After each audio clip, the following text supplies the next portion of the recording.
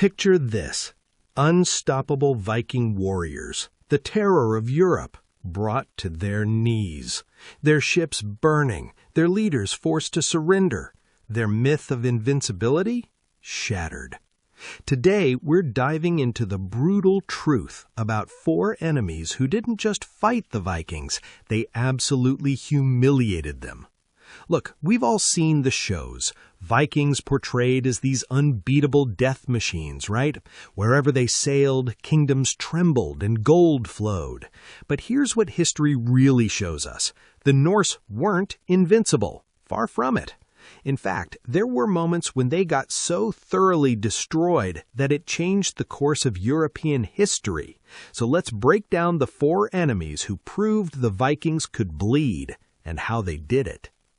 Enemy 1, the Frankish Kingdom. First up, the Franks.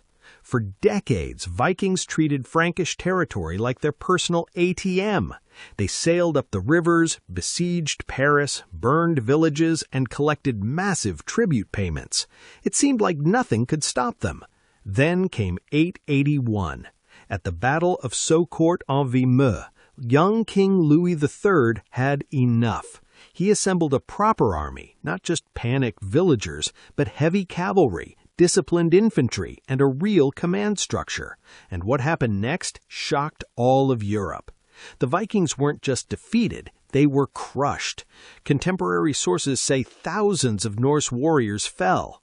It was so devastating that raids in that region stopped for years. A Latin poem written shortly after praised King Louis as God's chosen one who had avenged the insults of the Norsemen. Here's the key lesson. Military discipline and organization beat Viking boldness. The myth had its first major crack. Enemy 2, the Emirate of Córdoba. Fast forward to 844, and a massive Viking fleet shows up off the coast of Al-Andalus. Their target? Seville, one of the jewels of the Islamic world. At first, things went according to plan. They took parts of the city and caused chaos. But then Emir Abd al-Rahman II responded with speed and fury. He gathered a massive army with cavalry and archers and launched a counterattack that the Vikings never saw coming. Arab chronicles tell us the Norse were overwhelmingly defeated. Their precious longships, the pride of their culture, burned on the Guadalquivir River. Hundreds of prisoners were publicly executed as a warning. The humiliation was so complete that Vikings barely dared venture into that region for decades. In Al-Andalus, the hunters became the hunted. Enemy 3, the Anglo-Saxons, 215-3. Now let's head to England, 878. Much of the country was under Viking control, the Danelaw they called it. The Anglo-Saxons seemed finished. Enter Alfred of Wessex, later known as Alfred the Great. After years of desperate resistance, he gathered his forces for one final stand at the Battle of Edington. And for the first time, an Anglo-Saxon army stopped the Vikings in open battle.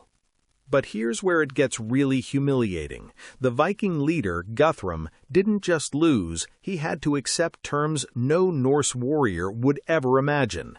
He agreed to peace, surrendered territory, and, here's the kicker, he accepted Christian baptism. Think about that. The warrior who tried to conquer England ended up kneeling at the baptismal font, acknowledging the authority of his enemy's God. For the Anglo-Saxons, this wasn't just a military victory, it was total cultural and spiritual domination. The pattern was clear. Whether it was the organized Franks, the swift Muslims of Iberia, or the resilient Anglo-Saxons, one thing united them: preparation, discipline, and the refusal to give up. The Vikings thrived on fear and surprise, but when they faced armies that stood their ground with superior tactics and organization, the feared raiders became just men. Men who could lose, men who could be humiliated, men who could be broken. So here's the thing. History loves myths, but the truth is always more interesting. The Vikings were incredible warriors, no doubt, but they weren't unstoppable gods. They were human, with human weaknesses. If you found this fascinating, smash that like button and subscribe because we're diving deep into more historical myths that need busting. Drop a comment and tell me which of these defeats surprised you the most. The burning ships in Seville? The baptism at Edington? Let me know.